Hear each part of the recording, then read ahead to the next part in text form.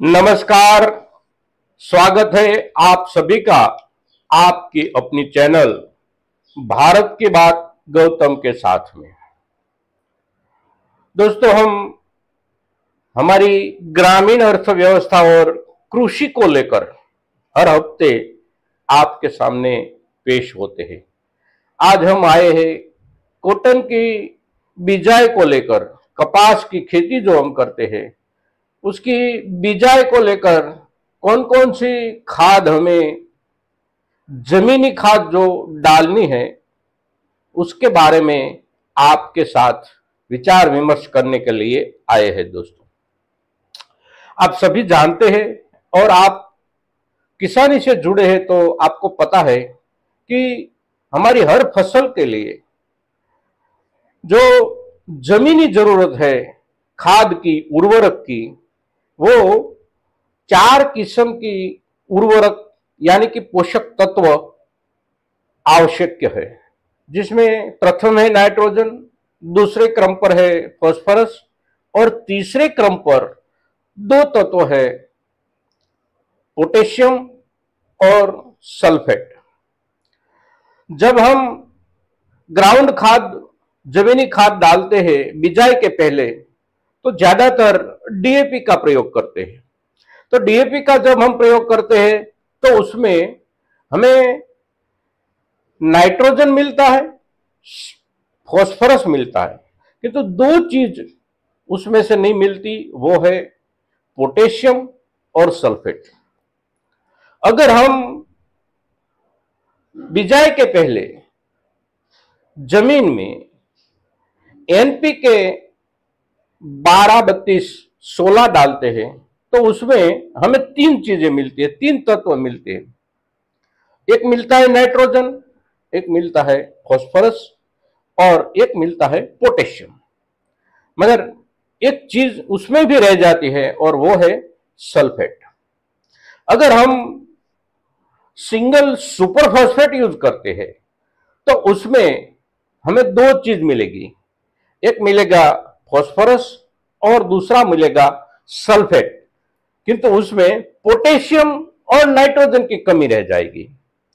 तो इन तीनों जो खाद है हम बिजाई के पहले जमीन में जो देते हैं पोषक तत्वों के रूप में, उसमें कोई भी खाद हम देते हैं तो उसमें 1 या 2 चीज की कमी अवश्य रह जाती है और उस चीज की अनुपस्थिति में बाकी तत्व जो है उसको अच्छी तरह से हमारे जो पौधे हैं, हमारी जो फसल है, वो अपनी जरूरत के हिसाब से उसका ग्रहण नहीं कर सकती।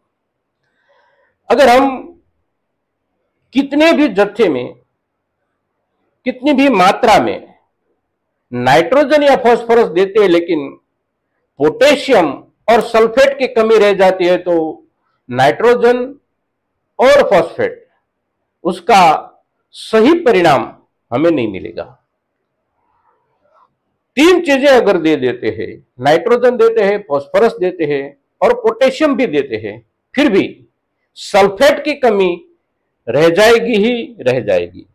हमारे कॉटन की जो बुआई है, कॉटन की जो हमारी खेती है, वो संकुल खेती है। कॉटन का जो उत्पादन है वो एक संकुल उत्पादन है।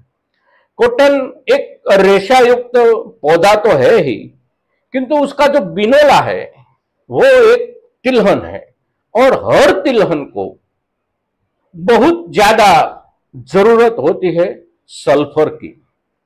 तो हम कॉटन की जब बिजाई करेंगे और जमीन में उसके लिए जो प्रारंभिक खाद डालेंगे उसमें हमें एक बात अवश्य याद रखनी है कि सल्फेट और पोटाश, ये दोनों तत्व जरूरी मात्रा में हम अवश्य जमीन में डालें और उसके बाद ही बिजाई करें। समय आ गया है, अगेती बिजाई करने का समय शुरू हो चुका है।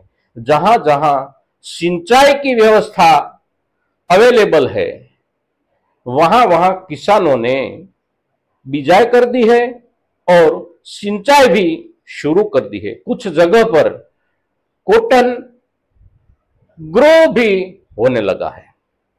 और आगे जाकर जहां जहां सिंचाई की व्यवस्था नहीं है, वहां वहां बारिश के आधार पर भी कॉटन की बिजाई होने वाली है। तो बिजाई के पहले जो खाद जमीन में देनी है, जो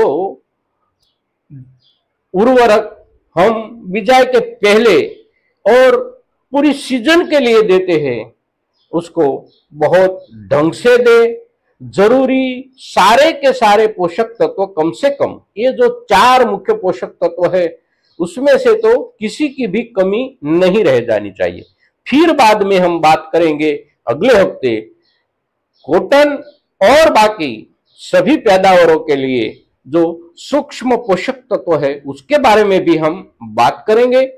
और बीज के बारे में अगर एक सूचना आप सभी के साथ हम साझा करना चाहे तो वो ये है कि बीज के बारे में जो हमारे किसानों के साथ धोखाधड़ी होती है, उससे बच के रहिए। भरोसा पात्र लोगों के पास से ही बीज खरीदे। किसी भी एग्रो इनपुट्स के व्यापारी के साथ हमारा विश्वास का संबंध हो, वहीं से ही बीज खरीदे। और गुणवत्ता युक्त और जिसकी पूरी की पूरी खातरी हो, जिसका पूरा का पूरा हमें भरोसा हो, वही बीज का प्रयोग करें। और संपूर्ण रूप से सभी पोषक तत्वों का एक साथ और जरूरत के हिसाब से समान रूप से उपयोग करें। आगे की बात आगे हम करते रहेंगे। आज के दिन बस इतना ही। जय किसान। और आप सभी को नए साल के नई बुआई के लिए बहुत बहुत शुभेच्छा।